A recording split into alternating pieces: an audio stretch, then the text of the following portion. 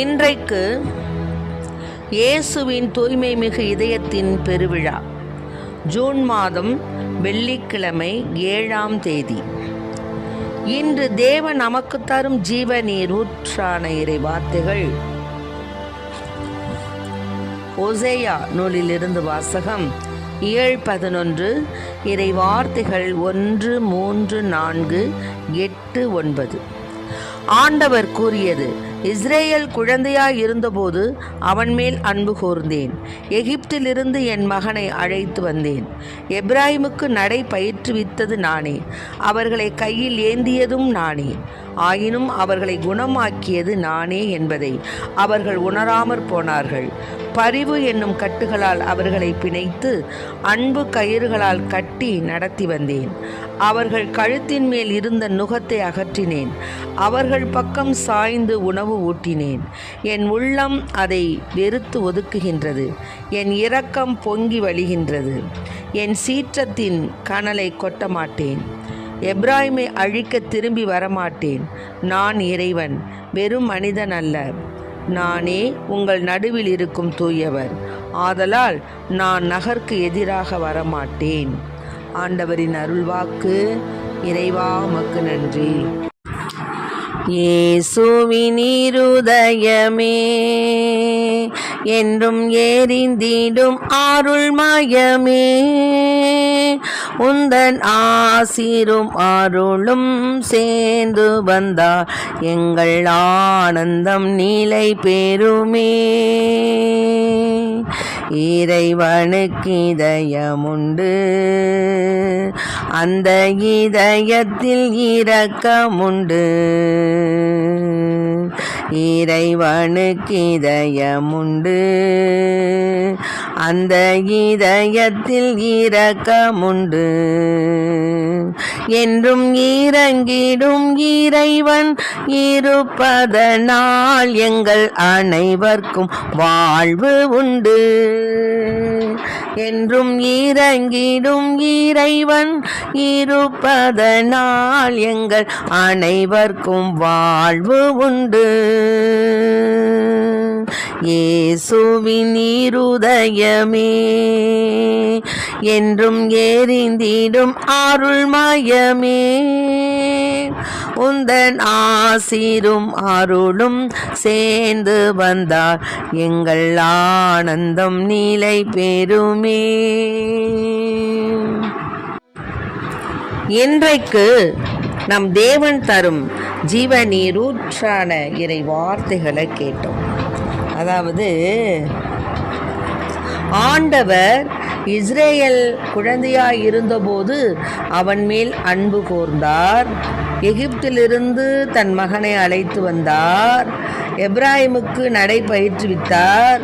அவர்களை கையில் ஏந்தினார். ஆயினும் அவர்களை குணமாக்கியது அவர்தாங்கிறத அவங்க உணரலை. இந்த வார்த்தை நமக்கு ரொம்ப பொருந்தும். நாம் கருவில் உருவாவதற்கு முன்னதாகவே இறைவன் நம்மை தெரிந்தெடுத்தார். நம்மேல் அன்பு கூர்ந்தார். நமக்கு நல்ல ஒரு வாழ்வை தந்தார். நம்மை கையில் ஏந்தினார். நம்மை குணமாக்கினார். நம்மை பயிற்றுவித்தார். நம்மோடு கூட இருக்கிறார். ஆனாலும் நாம் அதை உணராமல் போனோம். அவர் பரிவு என்னும் கட்டுகளால் நம்மை பிணைத்து அன்பு கயிறுகளால் கட்டி வழி நடத்தி வருகிறார். நம்முடைய கழுத்தின் மேல் இருந்த நுகத்தை அவர் அகற்றிட்டார். நம்ம பக்கம் சாய்ந்து உணவு ஊட்டுகிறார். எப்படியெல்லாம் தேவன் அன்பு கூர்ந்து நம் மீது எப்படியெல்லாம் அன்பு கூர்ந்து இருக்கிறாருங்கிறத இந்த ஓசேயா நூலிலிருந்து நம்ம தெரிஞ்சுக்கிறோம். ஆனால் நம்ம என்ன செய்கிறோம்? அதெல்லாம் நினைக்கிறதில்ல, அதெல்லாம் சிந்திக்கிறதில்ல. தேவனுடைய இதயத்தினுடைய அன்பு ஆழம். ஆமாம், ஆழம் அகலம் நீளம் எல்லை காணா அன்பு, களங்கமில்லா அன்பு, கருணை சேரன்பு, கல்வாரி மலை கண்ணீர் ஒளித்திடும் அன்பு இயேசுவின் அன்பை மறந்திடுவாயோ மறந்திடுவாயோ மனித பண்பிருந்தாள் இயேசுவின் அன்பை. ஆமென். ஆக இயேசுவின் அன்பை நம்ம மனித பண்பு இருந்தால் நம்ம மறக்க மாட்டோம். மனித பண்போடு நம்ம ஏற்றுக்கொள்ளணும். ஏன்னா இயேசு அவருடைய இதயத்தில் நம்ம அந்த அளவுக்கு நம்மளை நேசிக்கிறார். இயேசுவினுடைய இருதயம் நம்ம ஆழமாக நேசிக்கிறது. அவருடைய அன்பு, அவருடைய ஆழம் நமக்கு தெரியாது. அதைத்தான் இங்கே ஓசைய நூலில் கூறப்பட்டிருக்கு. மேலும்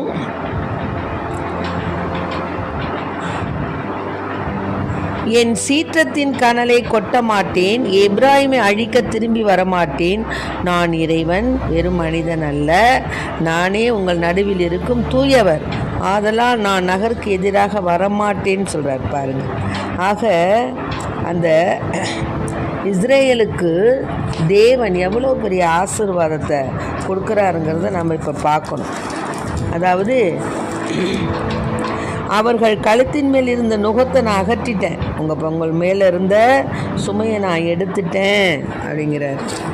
மேலுமாக நான் உன்னை எப்படி கை நெகிழ்வேன், நான் உன்னை எப்படி கை விடுவேன், நான் விடமாட்டேன். நான் இனி உன்னுடைய நகருக்கு எதிராக நான் வரமாட்டேன். நான் இறைவன், மனிதன் அல்ல. மனிதன்தான் சொன்னதை சொல்லலம்பா, சொல்லாததை சொன்னேன்பா. ஆனால் நான் ஆண்டவன். அதனால் எனக்கு நான் உன்னுடைய நகருக்கு எதிராக நான் வரமாட்டேன். அதனால் தேவன் நம்மை எந்த நாளும் போஷிக்கின்றார், பக்குவப்படுத்துகின்றார், நம்மை வழி நடத்துகின்றார். அதை நம்ம புரிஞ்சுக்கணும். நாம் நிற்பது நிலைப்பது எல்லாம் அவருடைய கிருபை. அதனால் நாம் எப்படி இருக்கணும்னு கேட்டால் தேவனுக்கு உகந்த பிள்ளையாகத்தான் நம்ம வாழணும். அப்படி இருந்தோம்னா தான் அவர் நம் மீது அன்பு செலுத்தியதற்கு நாம் செலுத்தக்கூடிய கைமாறு. அதிலே பார்த்தீங்களா, மத்தேயு 11:29 என்ன சொல்கிறாரு? மத்தேயு 11:29, நான் கனிவும் மனத்தாழ்மையும் உடையவன், ஆகவே என் நுகத்தை உங்கள் மேல் ஏற்றுக்கொண்டு என்னிடம் கற்றுக்கொள்ளுங்கள் என்கிறார் ஆண்டவர். நான் கனிவு மனத்தாழ்மை உடையவன், நான் உங்கள் மேலே அன்பு உடையவன். அதாவது உங்கள் உள்ளங்களில் ஆண்டவருடைய மேல் உள்ள நம்பிக்கை குடிகொள்வதாக. அன்பே உங்கள் வாழ்வுக்கு ஆணிவேரும் அடித்தளமுமாய் அமைவதாக. இறைமக்கள் அனைவரோடும் சேர்ந்து கிறிஸ்துவுடைய அன்பின் அகலம், நீளம், உயரம், ஆழம் என்னவென்று உணர்ந்து அறிவுக்கு எட்டாத இந்த அன்பை அறிந்து கொள்ளும் ஆற்றல் பெறுவீர்களாக. எபேசியருக்கு எழுதிய திருமுகத்தில் 18வது வார்த்தை என்ன வார்த்தைன்னா, கிறிஸ்து உங்கள் உள்ளங்களில் குடிகொள்வாராக. அன்பே உங்கள் வாழ்வுக்கு ஆணிவேரும் அடித்தளமுமாய் அமைவதாக. இறைமக்கள் அனைவரோடும் சேர்ந்து கிறிஸ்துவுடைய அன்பின் அகலம், நீளம், உயரம், ஆழம் என்னவென்று உணர்ந்து அறிவுக்கு எட்டாத இந்த அன்பை அறிந்து கொள்ளும் ஆற்றல் பெறுவீர்களாக. அதன் மூலம் கடவுளின் முழு நிறைவையும் நீங்கள் பெற்றுக்கொள்வீர்களாக அப்படின்னு சொல்கிறார். அதே தான் மத்தேயு 11 சொல்கிறார். நான் கனிவும் மனத்தாழ்மையும் உடையவன், ஆகவே என் நுகத்தை உங்கள் மேல் ஏற்றுக்கொண்டு என்னிடம் கற்றுக்கொள்ளுங்கள் அப்படிங்கிறார். ஆக இயேசுவினுடைய அன்பு நமக்கு என்றென்றும் ஆசீர்வாதம் கொடுக்கக்கூடிய அன்பு தான், மனிதர்களைப் போல மாறக்கூடிய அன்பு அல்ல. ஆகவே நாம் இயேசுவின் இதயத்திற்கு நம்மை ஒப்பு கொடுத்து எல்லா காலமும் எல்லா நேரமும் அவரோடு நாம் ஒன்றிக்கக்கூடிய பாக்கியத்தை நாம் கேட்போம். அவருடைய அன்பில் நிலை கொள்வோம். அவருடைய கனிவும் மனத்தாழ்மையும் உடைய தேவனை நாம் ஏற்றுக்கொள்வோம். ஆகவே ஆண்டவர் மீது நம்பிக்கை வைத்து இந்த ஜெபத்தை நாம் ஆண்டவருக்கு முன்பாக அமர்ந்து கண்ணீரோடு மன்றாடுவோம். என் ஆண்டவராகிய இயேசு கிறிஸ்துவே, என் மனதில் உள்ள விருப்பங்கள் அனைத்தும் இயேசுவின் மகா பரிசுத்த திரு இருதயத்தில் வைக்கிறேன். இயேசுவே, என்னை உமது இரக்கமுள்ள பார்வையால் பார்த்தபின் உமது திருவுளப்படி ஆகட்டும், உமது சித்தத்தை ஏற்றுக்கொள்கிறேன். இயேசுவின் இதயத்தில் நம்பிக்கை வைக்கிறேன். இயேசுவே, உமது இரக்கத்திற்கு என்னை கையளிக்கிறேன். இயேசுவே, நீர் ஒருபோதும் கைவிட மாட்டேன். இயேசுவின் திரு இருதயமே, என் நம்பிக்கை உமது பேரில் வைக்கிறேன். இயேசுவின் திரு இருதயமே, என் பேரில் உமக்கு உள்ள அன்பு நிபந்தனையற்றது. உம் அன்பில் நம்பிக்கை வைக்கிறேன், விசுவசிக்கிறேன். இயேசுவின் திரு இருதயமே, உமது ராஜ்யம் வருக. இயேசுவே, என் உள்ளத்தில் உள்ள ஆசைகள் அனைத்தையும் ஒப்புக் கொடுக்கிறேன். அதை ஏற்று தயவாக உமது இதயத்துக்குள் வைத்தருளும். நித்திய பிதாவே, உமது திரு ரத்தத்தால் மூடப்பட்டிருக்கும் என் ஆசைகளை பார்க்கும்போது அதை அவர் மறுக்க மாட்டார். என் இயேசுவே, இனிமேல் என் ஆசைகள் எல்லாம் உம்முடையதே. ஓ இயேசுவின் திரு இருதயமே, எனது நம்பிக்கை எமது பேர் வைக்கிறேன். என்னை ஒருபோதும் கைவிடாதே.